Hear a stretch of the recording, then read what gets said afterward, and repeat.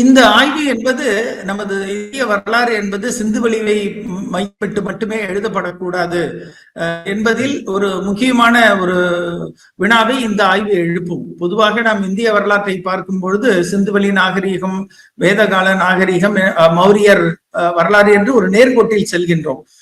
ஆனால் இந்திய வரலாறு என்பது ஒரு ஆலமரம் போல, அதில் பல கிளைகள் உள்ளன, பல வகையான துணை மரங்கள் உள்ளன.